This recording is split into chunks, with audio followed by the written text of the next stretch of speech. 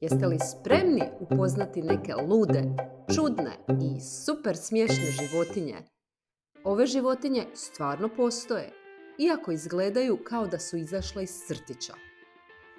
Krenimo, upoznajmo naših 9 čudesno čudnih prijatelja.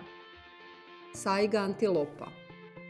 Saiga antilopa izgleda kao koza s mekim usisavačem na nosu. Taj čudan nos joj pomaže zagrijati hladan zrak dok diše.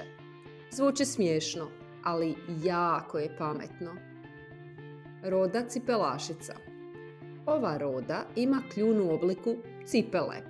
Uvijek izgleda jako ozbiljno, kao djedica koji traži naočale.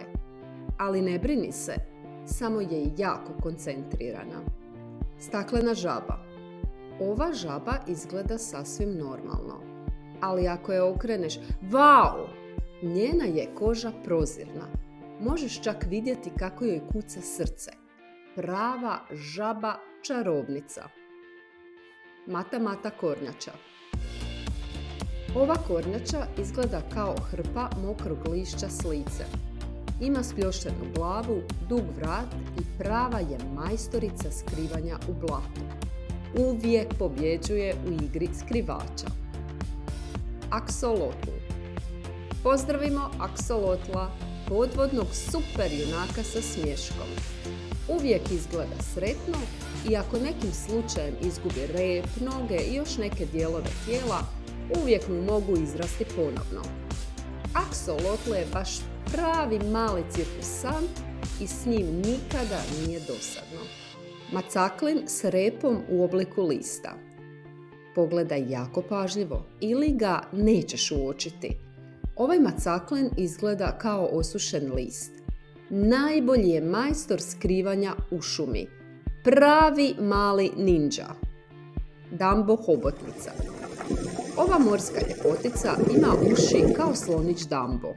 Maše njima dok pliva, kao da leti pod vodom. Preslatka je i potpuno posebna. Zvijezdonosna krtica, a sada životinja s najčudnijim nosom na svijetu. Zvijezdonosna krtica ima 22 sićušne ručice na nosu koje izgledaju kao ružičasta zvijezdica. Super brzo njuška i najbrže jede od svih životinja. Puf! I ručak je nestao. Blob riba. I evo nam blob ribe. Najmekšeg stvora u moru. Izvan vode izgleda kao rastopljeni žele, ali pod vodom je sasvim normalna. Totalni opuštenko. I to je bila naša ekipa čudesno čudnih životinja. Koja ti je bila najdraža? Nasmijani aksolotl ili napuhani blob? I ne zaboravi, lajkaj, pretplati se i ostani znatiželjan.